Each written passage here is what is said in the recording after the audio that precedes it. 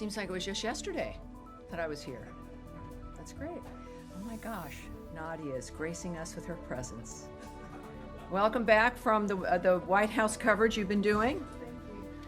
But we were proud of you, if I may say. And yes, very good job. And not a lot of people would be as composed. I certainly am not when I'm there and talking to him. Yes, very impressive. So I do have a few comments for you as we begin the briefing here today at State. To begin, an update on the situation in Syria. The United States unequivocally condemns this violence. All parties must step back and engage in meaningful dialogue that leads to a lasting ceasefire. Well, whoever's got the music going, that's a lovely touch, but we really need it to be turned off. All right.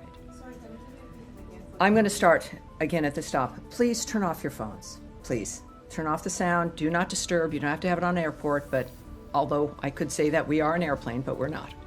Let's start again, shall we? And welcome aboard to everybody watching at home. We know C-SPAN covers us live as well. We appreciate that. And of course, we're a little late today, but actually every time is the perfect time because our colleague Caroline had her later briefing, so here we are right now.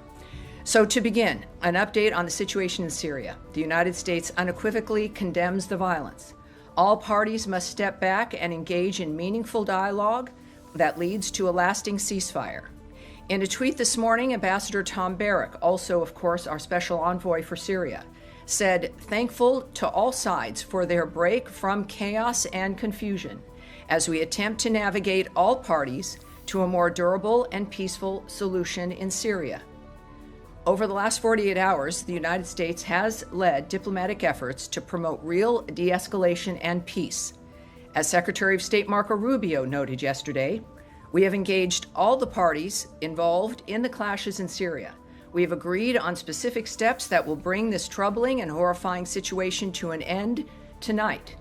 This will require all parties to deliver on the commitments they have made, and this is what we fully expect them to do. We are actively engaging all constituencies in Syria to navigate towards calm and continued discussions on integration and a stable, more prosperous future for all Syrians. To that end, we are calling on the Syrian government to lead in determining the path forward.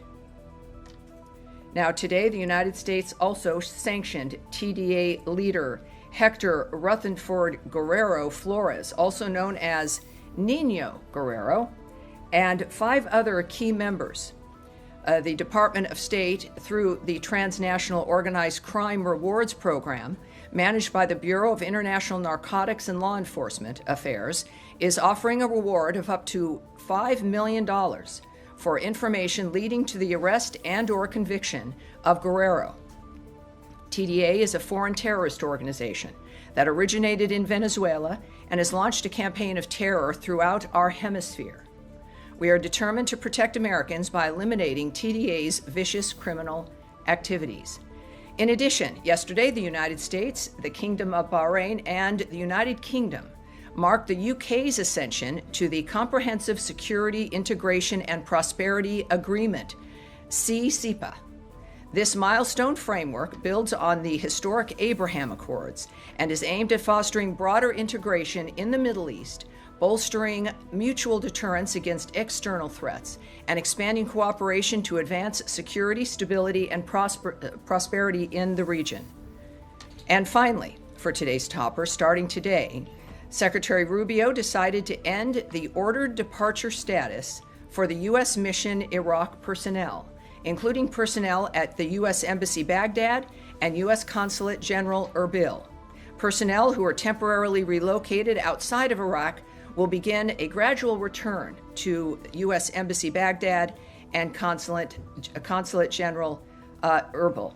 The State Department's travel advisory for Iraq remains at a level 4, which of course translates to do not travel.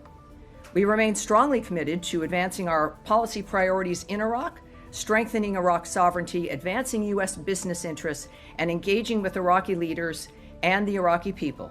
The State Department, U.S. Embassy Baghdad, and Consulate General Erbil will continue to closely monitor and assess, as you might imagine, the security situation across Iraq and the region.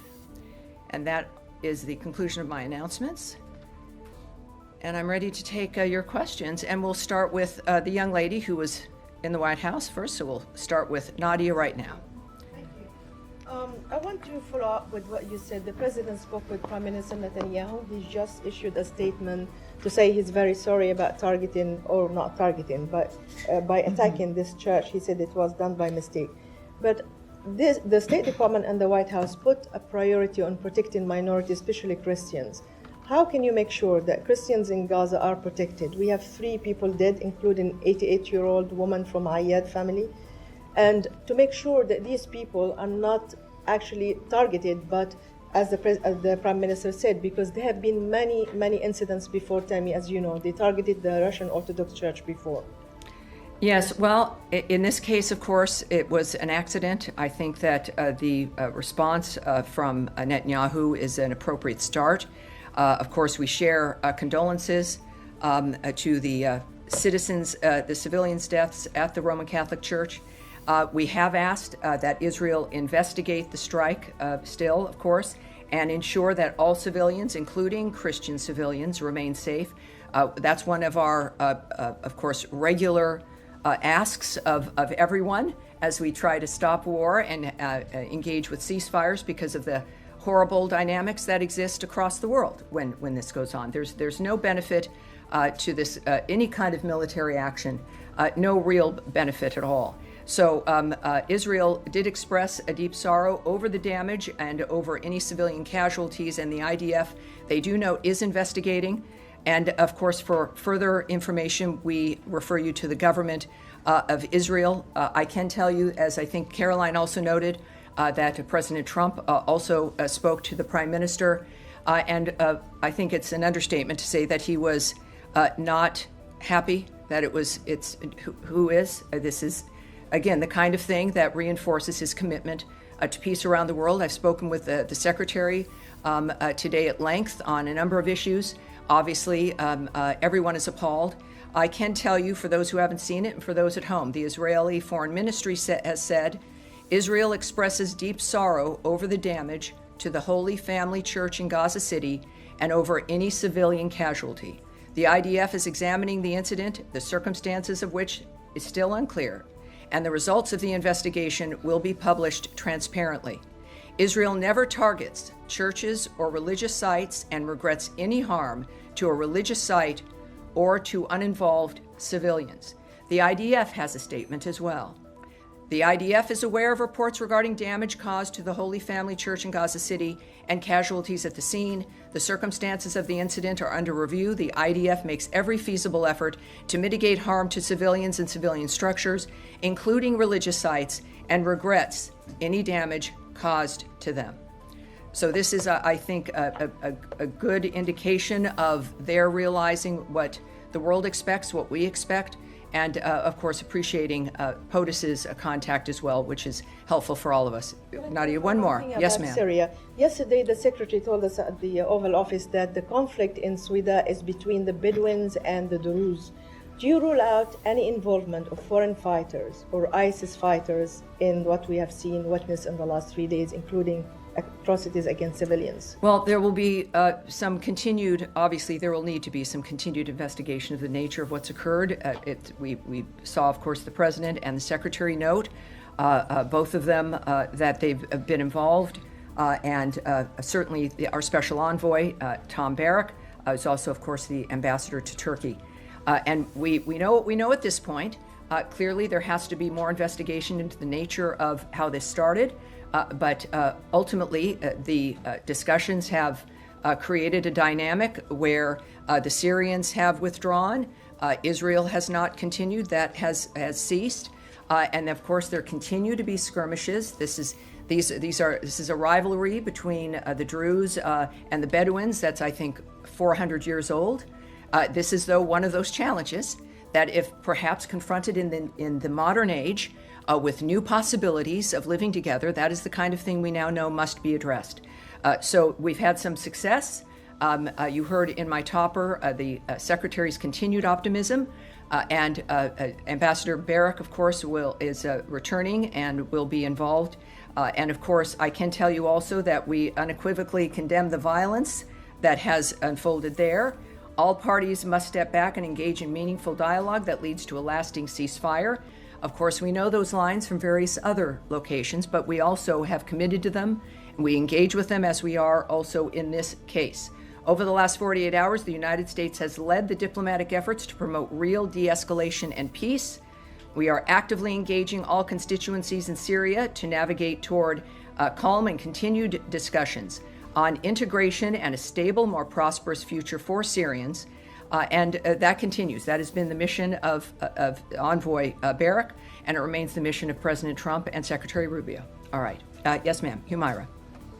Hi, Tammy. I just want to understand, my colleagues asked about this yesterday, but did you guys get to the bottom of the misunderstanding that Secretary Rubio talked about yesterday? We see it in a different wording again today in Ambassador Barak's tweet or post. Confusion.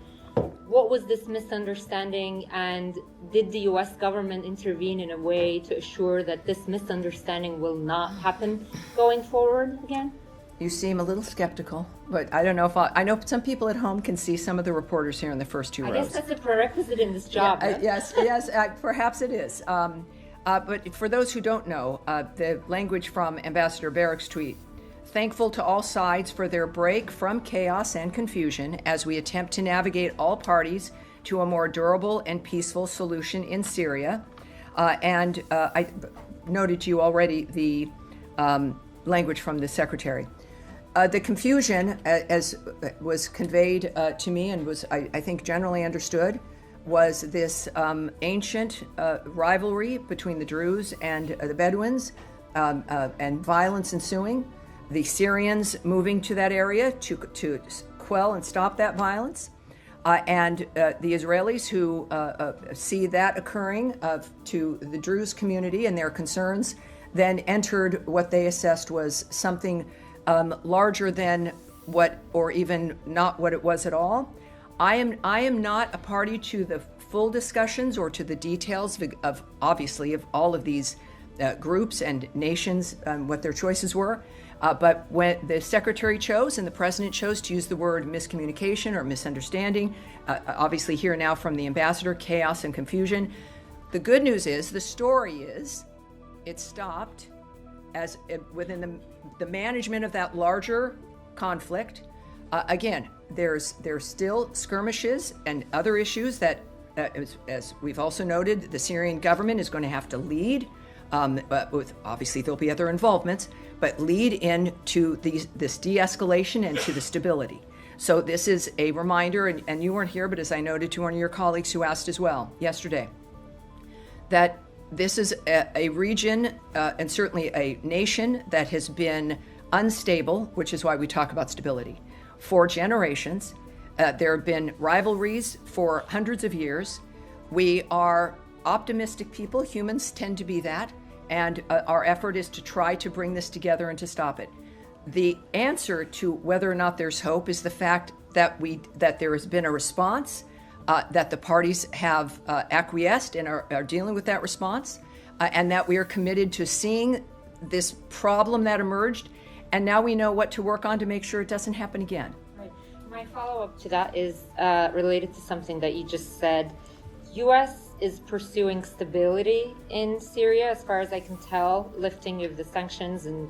I promise you that's what we're pursuing. Right. Yes. So does it support Israel carrying out these military operations when it deems necessary?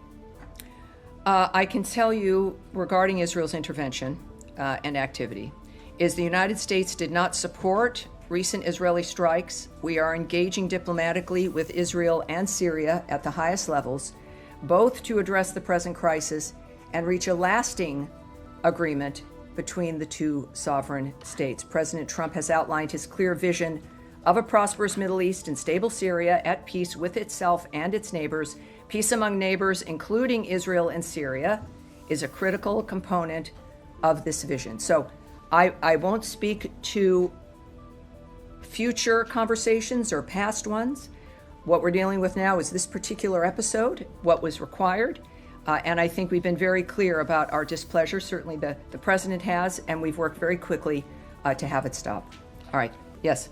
Thank Lily. you, Tammy. Just back to your topper on Syria. You mentioned you condemn. And let's stick with Syria for a bit while we're in it, just so you know, and then we'll continue on, of course. Go ahead. You mentioned that you condemn the violence.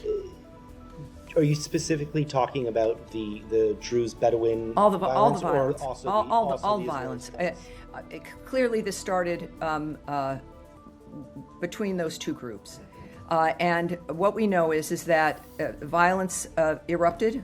Well, there's a continuing long issue between those two tribes, and then two major nations began to engage.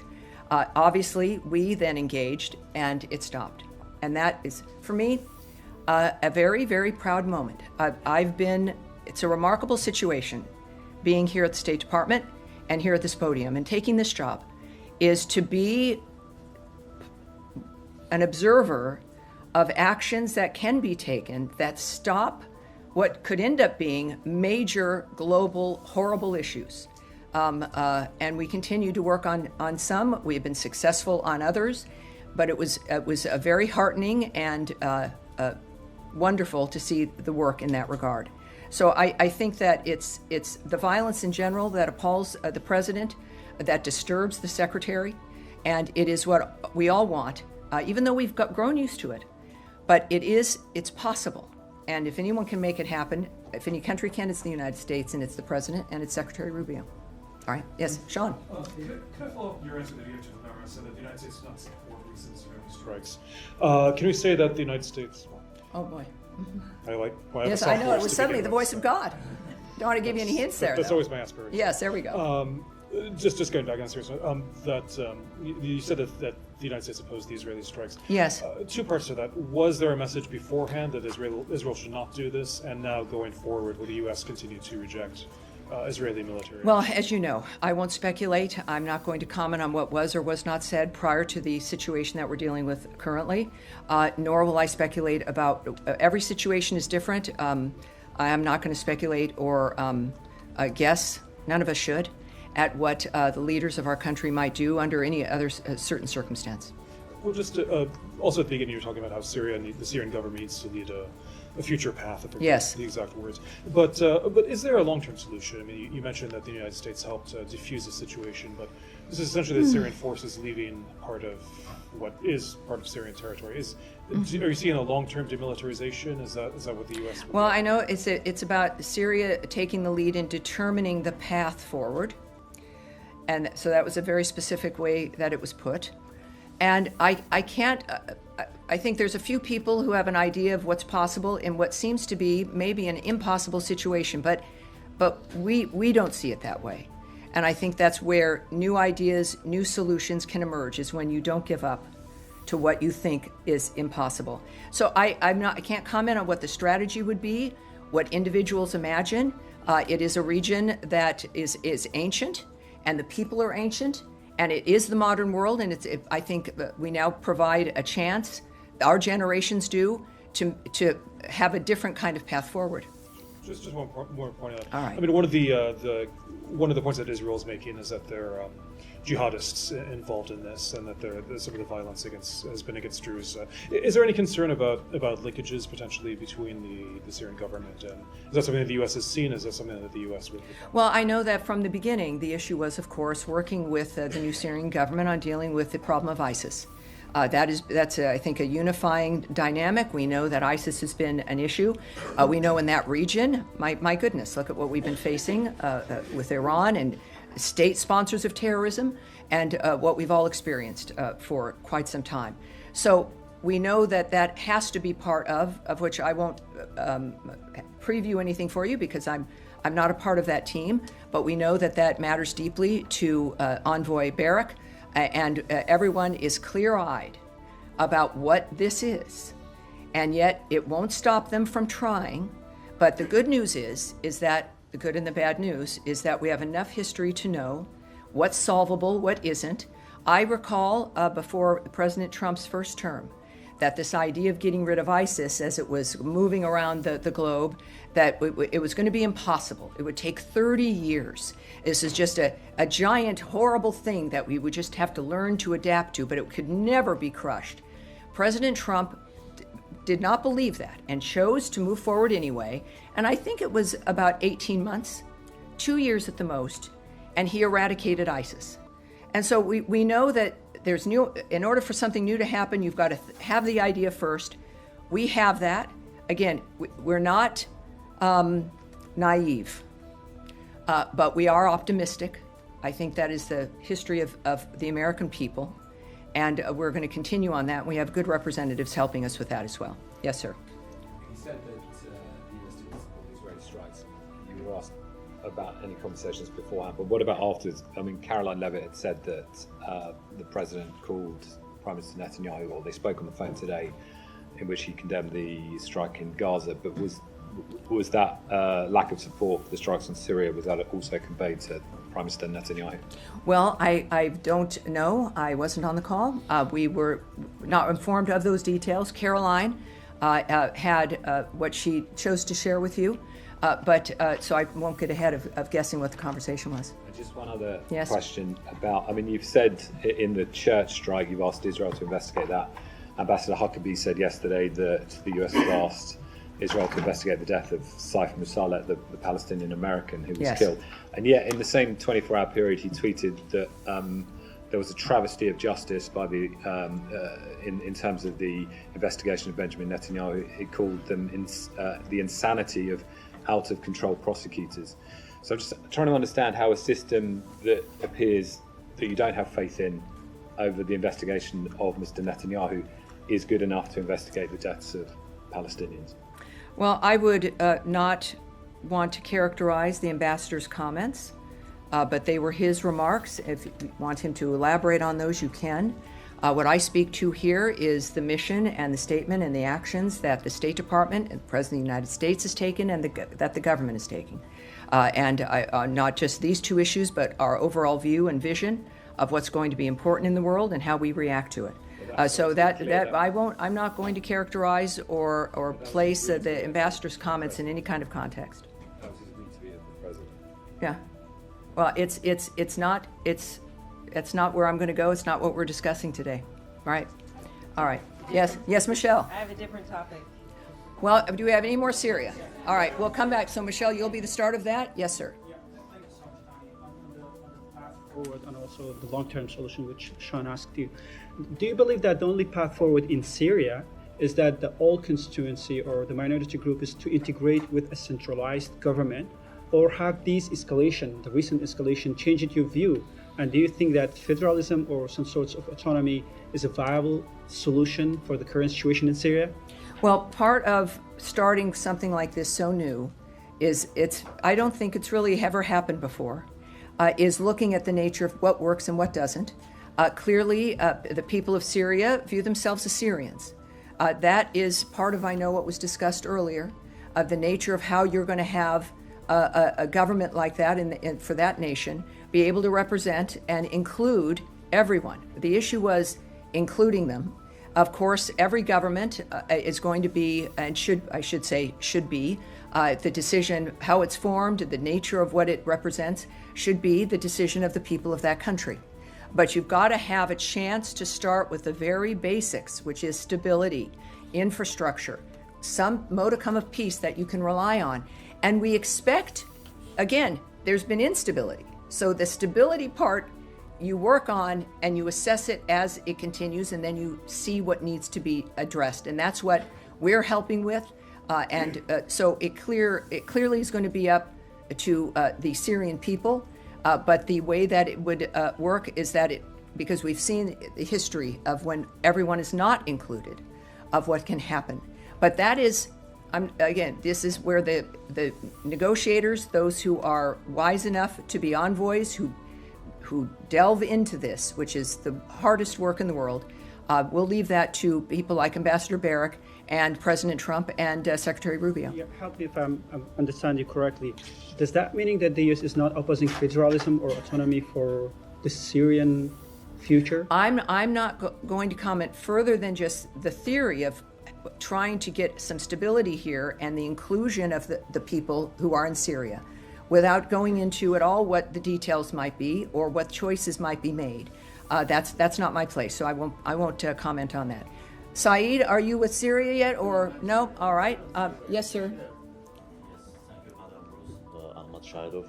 My question is about the very most discussed topic in South Caucasus. There is an ongoing discussion in South Caucasus about the opening of Zengezur corridor between Armenia and Azerbaijan, and many believe. All right, so we'll stick with Syria for the moment, and I'll come back to you. I know that's a large issue, but we will do that. Oh yes, there we go, right there in the middle.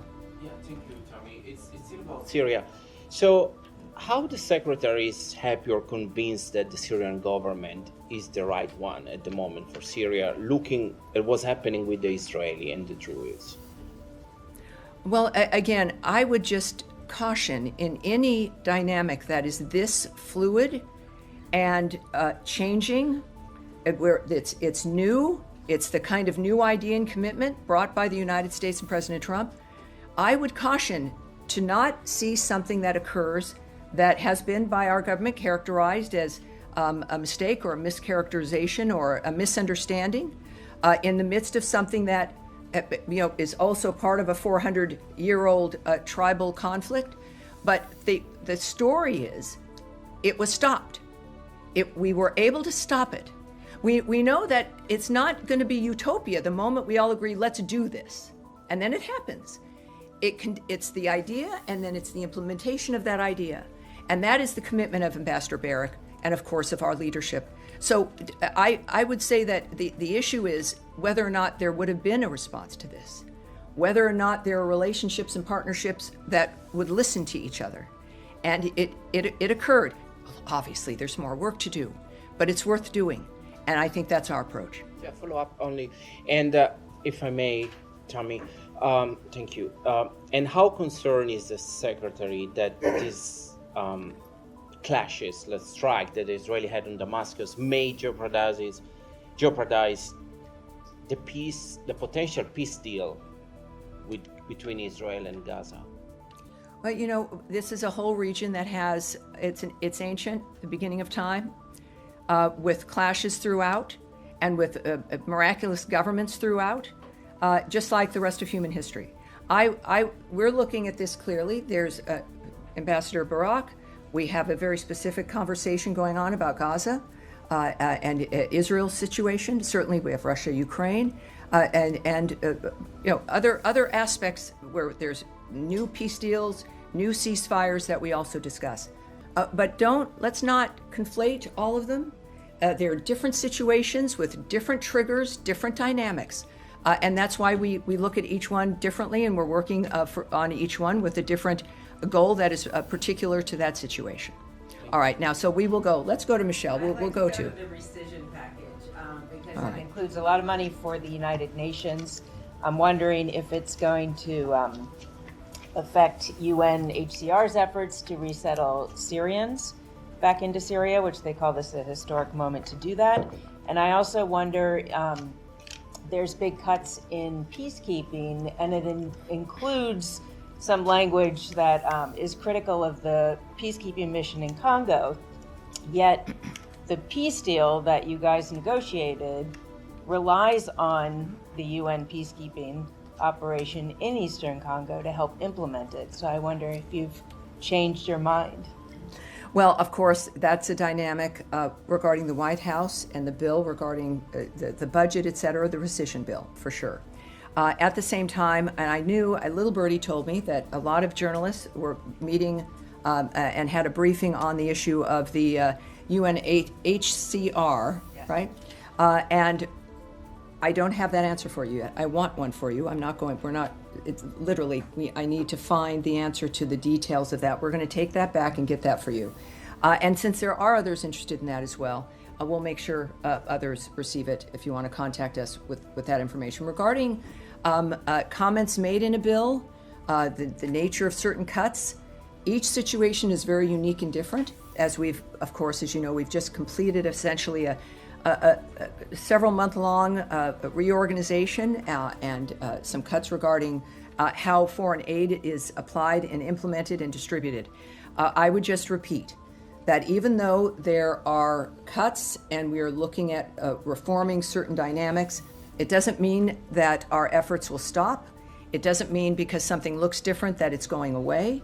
It might be handled differently, but I can't speak to the specifics that you mentioned, but what I do know that what matters to the Secretary and what we've expressed regarding that region and the work we're doing there is that what we need to have done will get done and will be funded and we'll move forward with it.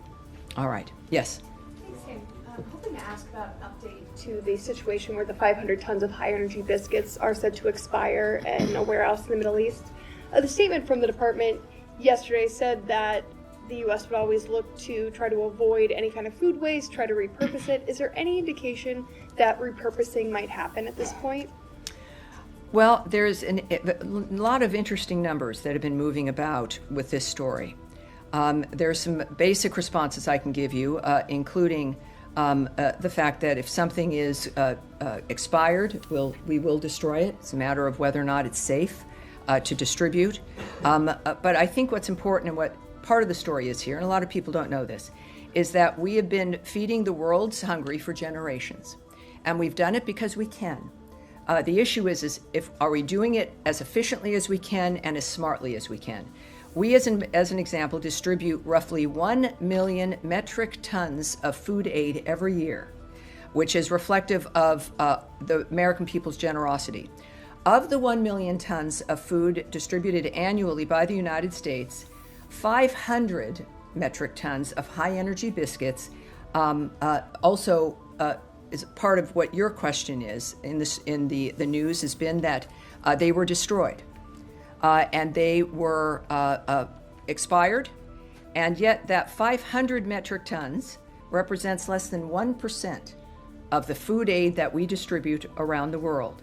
I would also note the difference in its situation why those biscuits were stored. Americans don't realize, perhaps many do, that we store emergency food all around the world for people in the event of a catastrophe in that region. So we have food that we purchase and it goes to, let's say, the World Food Program or to another distributor assigned to specific sites for distribution. And then we have food that is assigned to be held in the event of an emergency. Those are emergency frameworks, and they are not distributed. They're there in the event that obviously something horrible happens and you need that kind of nutrition.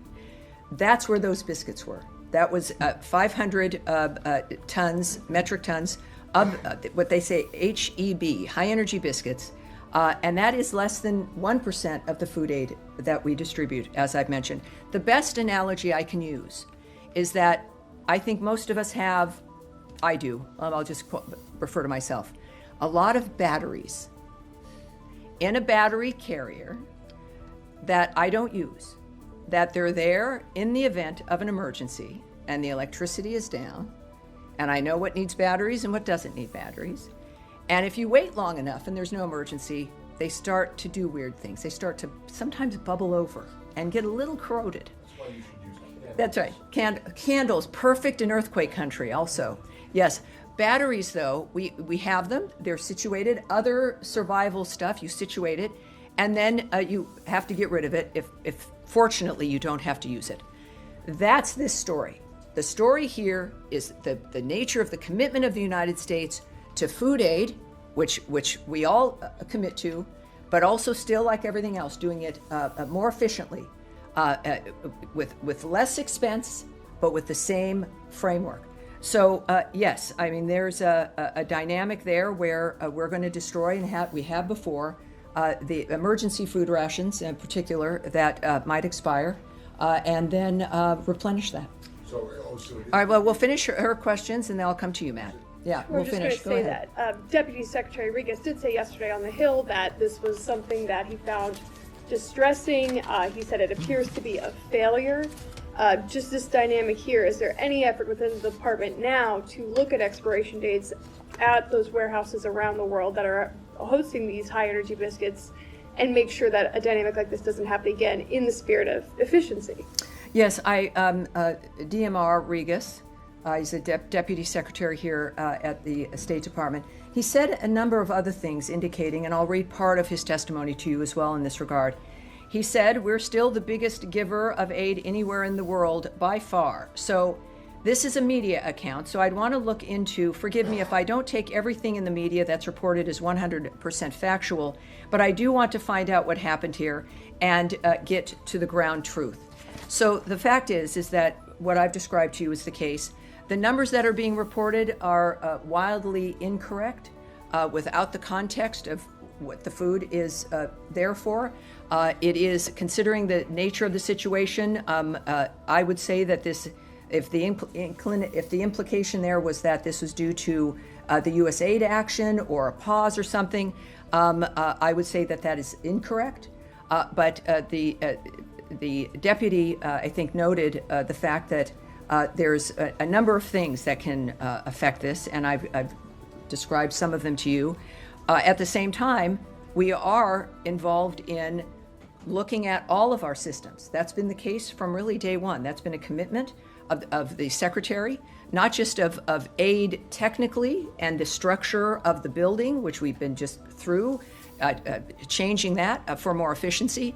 But that is, I think, a hallmark of what matters to Secretary Rubio and something that we will continue to do, which inevitably would address this dynamic as well. But I have to say, for 1%, when you are moving 1 million metric tons of food around the world every year, for 1% to be the factor that has to get destroyed is a remarkable record.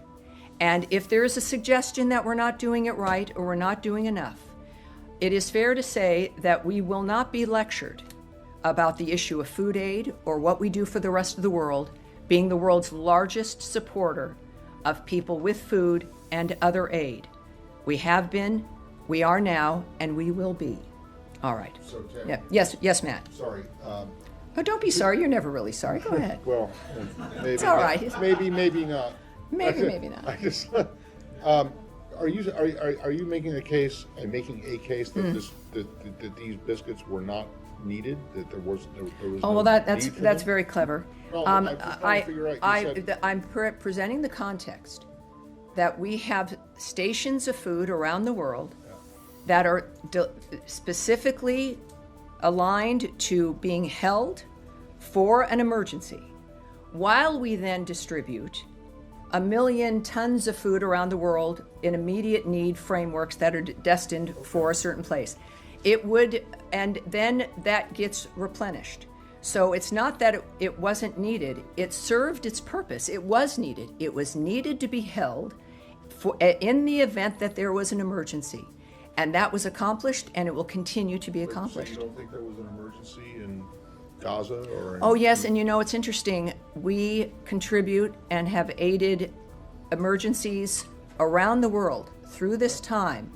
We were not waiting for anything in a holding station. As I don't know, I won't say it again. We are the largest giver of food aid and provider of aid around the world, certainly of food aid, 1 million metric tons of food. So it's not like because those biscuits are in the emergency section that we simply went home to watch television. We are the largest provider. We are proud of that, and we will continue to be. Committing that this administration will continue to provide 1 million metric tons of emergency food aid around the world? Yes. You rarely ask me to speculate or on a hypothetical situation. We are going to continue to be the world's largest giver of aid and of food. We are going to be doing it in a smarter, more efficient manner, but it is our nature to do so. And I've said it from the beginning. You guys have heard me. Yes, things are changing. They look different, but we are still in the foreign aid business, and we're going to be better about it. I think that's pretty clear. Saeed, you've been very patient, sir. I think you're actually related to Matt, Sure. this topic in a way. Yesterday, Tom Fletcher, the UN Emergency Relief Coordinator, and Catherine Russell, the executive director of UNICEF. They basically told the UN Security Council, they painted a horrific picture of how children are suffering in Gaza. They're saying that the war is going on, but the children are bearing the brunt of it. There's about 17,000 kids have been killed since the beginning of the war. They spoke of no water or no clean water. They spoke of waterborne diseases because it's not clean and so on. No fuel. The hospitals are not working. Saeed, we know war is horrible. We know. Yeah, we know. And she said that, like on daily basis, 28 kids get killed, since October 7 until now on average. Yes, it's horrible. It's horrible. He has a question, though. We'll get to it right now, I trust. My question to you. Yes. Is the United States government happy with the level of aid that is going on, the level of water that is going on, the level of fuel that is going in? All right. And, or are we likely to see some changes that will yes, impact I understand. the lives of kids? Saeed, in every war, in every conflict that is going on this day, someone is suffering, someone is being killed, a child is suffering, a child is dying. We've seen the images. That is one of the issues we talked yesterday about the immediacy of media. We now see those images. I remember growing up and we were shocked that we could see some of the footage of the combat in Vietnam. That was a turning point I was a child, I had no idea. My mother was appalled. And things now, you get it on your phone in a moment. We know the suffering. I have this conversation with you, Saeed, every time I see you. We're both, I understand your concern. I've committed my time in this season to address that as well, as have everyone else in this building, as have Americans. We're proud of being Americans because of what we've been able to accomplish for the world. What I can say is that it is, I think you used the word happy. Of course we're not happy. Who's happy with these developments? It's war. It is, while it is common, it is unnatural. It's an obscene display of what humans are capable of. And that is why we work to stop it. And the people who aren't stopping it are Hamas. So when you think about why this continues in the Gaza Strip and organizations who have condemning the Gaza Humanitarian Foundation and their delivery of over 70 million meals at this point, the fact is there is one group responsible, and that's Hamas. They are still holding dead bodies. They're still holding live people. They are still murdering people. So if the onus is on us trying to move through that obscene environment, and we do what we can, which will never be enough. Saeed, I don't know if it's because you want me to repeat this or if you forget what I say. It is worth repeating sometimes that we understand this, and it's why we do what we do. It's why the president is passionate, why the secretary is passionate, and why I stand at this podium, and why all of you are in this room, because we don't like much of what we see. We have successes sometimes, but of course it's not good enough. And it won't be, because the only time children will have exactly what they need is when Hamas is gone, when the terrorists are not controlling a swath of land, and when peace is generated by a government that its people have chosen and is not based in the inhumane slaughter of people. Yes, sir. All right, so you, sir, and then we'll go. Right. Thank you very much. I have two quick questions. You are aware. Make them not quick. But go ahead. Yes. The militia have intensified their attacks on the Kurdistan regional government's oil fields and on U.S. companies operating in Iraq, action that threaten the stability of the global energy market. These attacks are no different from what the Houthis in Yemen are doing against international trade. What responsibilities do the Iraqi state and the international community have in addressing this situation? You know, obviously that is an issue that we are concerned about. I have put out a statement, which I don't know by heart. I am going to ask Well, where's my Tommy? Is my principal deputy not here? Where did he go? All right. Nicole, I know my statement's in here, and I'd like to read it for everyone regarding the Kurdistan situation. Nicole, could I ask you to come up? Actually, you'll have to come up here. I know, it's not that intimidating. It isn't. Everyone, this is Nicole, a woman who makes a great deal possible in this building. Let's see what we have.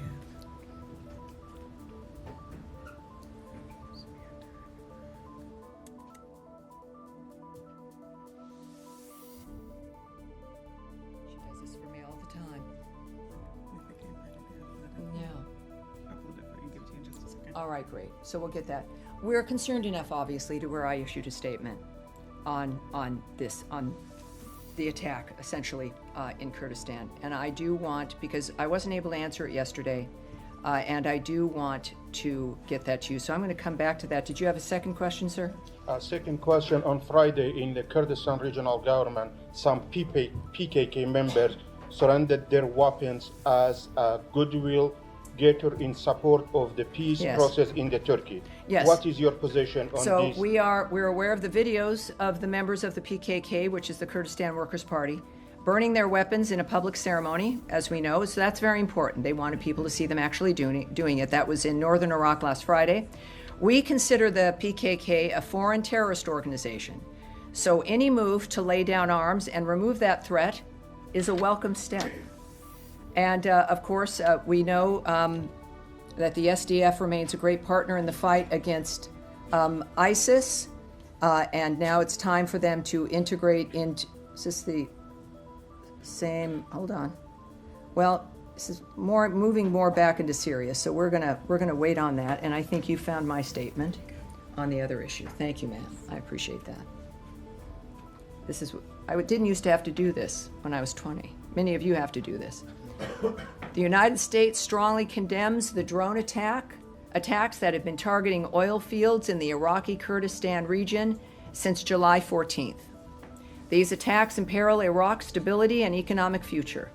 The government of Iraq has a duty to protect its territory and all of its citizens. These strikes target international companies that are working with Iraq to invest in Iraq's future. The United States remains committed to our partners across Iraq who are working to build a stable, federal, and sovereign state. All right. Yes, go ahead, Eric. Thank you, Tammy. Two questions. We saw Secretary Rubio's very important meeting with Foreign Minister of China, Wang Yi, last Friday in Malaysia. Secretary Rubio said it was very constructive. We're now reporting that the president of Taiwan plans to transit the United States next month, and I wanted to ask if there's any concern about expected or foreseeable Chinese reaction, because we've seen in the past, for instance, in December, when the president transited Hawaii and Guam, we saw China's largest naval deployment in years along the first island chain. And is there any concern that at a time when coming off of this high of the secretary's meeting with his counterpart, that the presence of the Taiwanese president will somehow be counterproductive or disturbing to this point that's been reached? Well, I think you mentioned that they had met, and I would refer you back to his comments following that meeting. He stated that this was not a warning meeting and that the discussion was constructive and positive. And I remember his attitude, and I appreciated that. And also, he noted, I want to reiterate that transits by the Taiwan president are fully consistent with our long-standing policy and practice. I don't want to necessarily attach that to the secretary. I'm not sure that that's what he said, but that is the case. I would also say that transits of the United States by high-level Taiwan officials, including presidents, are again in line with past practice and fully consistent with our long-standing policy, and such transits are undertaken with consideration for the safety, comfort, convenience, and dignity of the passenger. All right. Sorry, All right. second Yes, go question, ahead. Tammy. All right. I'll be back to you in one moment. Ukraine, if I may. Your colleague at the White House spoke to President's expectations following his 50 days deadline. My question is about Russia's reaction in these 3 days. There's no sign of any different, behavior. Instead, they did, issue nuclear threat. They questioned president's motives, and Russian foreign minister today said that we are not accepting any threats. So, what makes the president, the administration, believe that next 47 days will be any different? Well, I can't read their mind, and I won't begin to try to think of what they might be thinking. I don't know what I'm going to be thinking tomorrow. You never know. But what I can say is that obviously they've expressed their displeasure with how things have been so far, which in part led to this new structure that we're looking at, including the 50 days. Regarding any kind of nuclear commentary or preemptive strikes, etc., let's just say that rhetoric does not improve regional security. And of course, as President Trump has said, the word nuclear should not be treated casually. And we have seen these kinds of reckless and unhelpful statements before. So it's not something I can preview for you regarding what might happen or might not happen. But the good news is that the world knows the nature and the attitude and the values of President Trump and the Secretary and of the American government. And we also, of course, remain committed, as we have, to Ukraine and to ending that situation peacefully, hopefully through diplomacy, as the president has been committed to. I'll go right back. On that line, last week, this day, the secretary met with Lavrov, and he signaled, quote unquote, new, different approach from Russia. The fact the president moved forward with his own, deadline, does that mean that you guys have rejected what Lavrov after? I can't speak to that. I can't address that at all. But I would caution again, drawing conclusions because of what someone else may have said or if a phone call happened. These are very deliberate individuals, the men and women making decisions, engaging in these things. We know what's at stake. We know why they're doing it. It's about life and death, and who's alive today, who might not be tomorrow. They're aware of everything, and the choices they'll make will be the right choices. And we'll go right back to Eric here for his last question. Thank you, Tammy. On the same topic of Ukraine, we've seen the president earlier this week. He had Secretary General of NATO in the Oval Office. I know that he often repeats that this is that he views this as Biden's war and a war that wouldn't have happened had President Trump been president. But do you think that we're seeing any kind of a pivot or a greater investment from the Secretary Rubio and President Trump in the outcome in Ukraine, particularly since the NATO meeting and this idea that 6 months in, his view is stated many times is that the war would not have happened had he been president, but now 6 months in, there's an opportunity to make an impact or to own the future of what happens in Ukraine? Well, I know that the first thing that drives the president and that the cabinet, including the Secretary of State, follows is the vision of the president and how to approach these issues in which they agree. I can just reiterate for people from the president who said on the 14th, we're very, very unhappy with Russia. I'm disappointed in President Putin because I thought we would have a deal 2 months ago, but it doesn't seem to get there. I speak to him a lot about getting this thing done, and I always hang up and say, well, that was a nice phone call. And then missiles launch into Kyiv or some other city. And after that happens 3 or 4 times, you say, the talk doesn't mean anything. So that is the president speaking quite transparently about his assessment of things, allowing the American people and the world to understand that his patience, he is a very patient man, and he's a realist, and he's going to be honest. And the arrangements and the conversations, certainly with Secretary General Rutte and NATO in general, the plans in which to make sure that Ukraine has what it needs defensively. But I think the president is someone who will make these decisions and continues to approach it aggressively so that his vision of this conflict ending will come to pass. And that is it.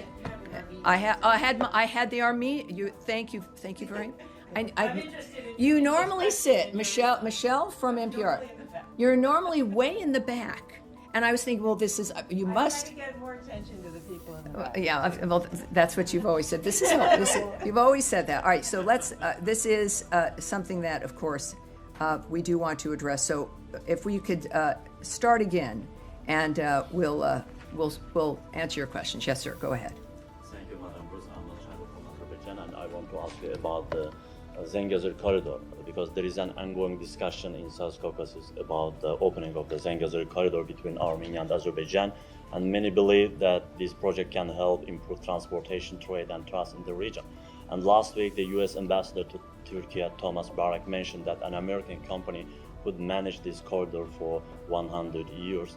At the same time, Russia and Iran have also expressed their concern about this corridor, and some reports say that they want to keep this corridor under their own control.